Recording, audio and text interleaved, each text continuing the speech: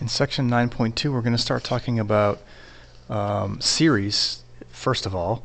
So we're going to take a sequence and add up the terms. So we're going to use this summation notation to indicate that we're going to add each of these terms up. So that makes it a series rather than a sequence. And we're also going to talk about the convergence or divergence of a series. So as we add these terms up, does the overall sum approach some specific value, or does it just continue to grow and grow and grow? Alright, so the first one we're going to look at is this summation from n equals 1 to infinity of 3 over 2 to the n. Alright, another way that I can write that, I'm going to have to scroll out a little bit. See if we can get that to focus.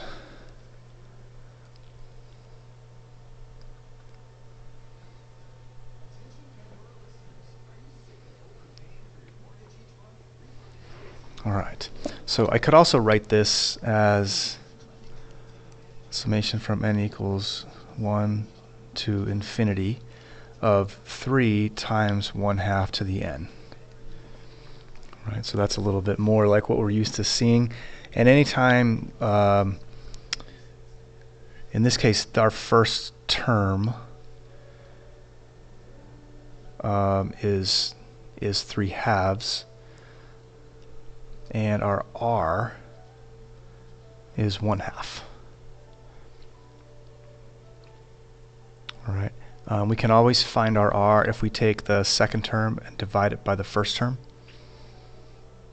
In this case, it's 3/4 or 0.75 divided by 1.5. That'll tell us what the r is for our geometric series. All right.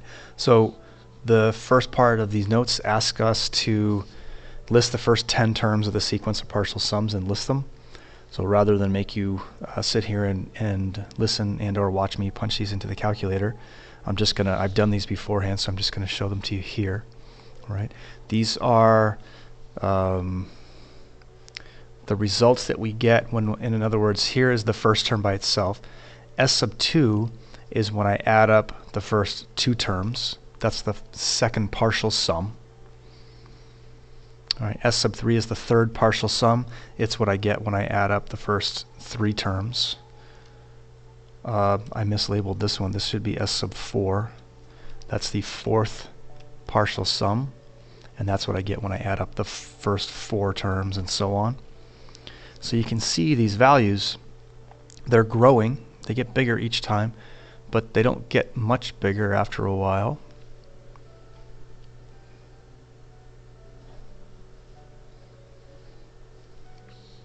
Alright, so what do we notice about the results? Well, it looks like it's getting really close to 3.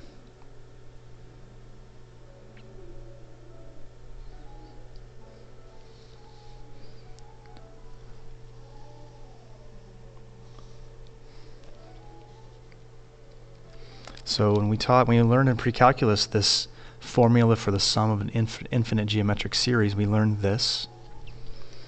Alright, so here we would have S equals the first term, a sub 1, is 3/2 over 1 minus r. So that's 1 minus 1/2. And this is going to equal 3. So what does this tell us? Well, it tells us that the sum of this infinite series is 3. And I guess one thing that I would like to point out to you is that the sum never actually reaches 3. Right? The limit of this series as n approaches infinity is 3. But we will never get an actual 3. No matter how many terms we add on here, we'll never actually reach 3. We might reach a point where your calculator rounds up to 3, but we'll never actually reach 3. But if we think of it more as a limit than as actually reaching 3, that'll be helpful for us. All right. Notice that this formula only works and our infinite series only converges if we have a geometric series with an r, or an absolute value of r, less than 1. We'll take a look at an example in a second where r is greater than 1, and we'll see that it does not converge. All right. So if the sequence of partial sums has a limit s, then we say that the series converges. All right. Let's stop there for 1 minute and talk about that. So notice here that we're not just talking about the last term in a sequence. We're talking about the partial sums in a series. So we're not only saying here that the last term in a list of numbers approaches a specific value, but we're talking about these partial sums, and when we add all those terms up, that sum itself has a limit of s. All right. So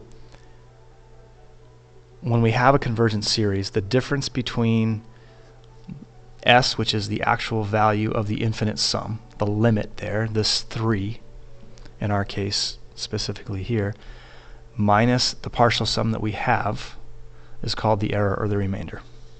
Right? So for our series, we calculated the first 10. Right? So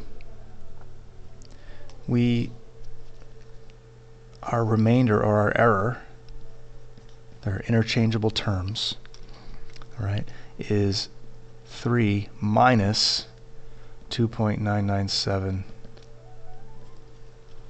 there. So here our error or our remainder is 0.003. Right? Think about how we might be able to make that error smaller.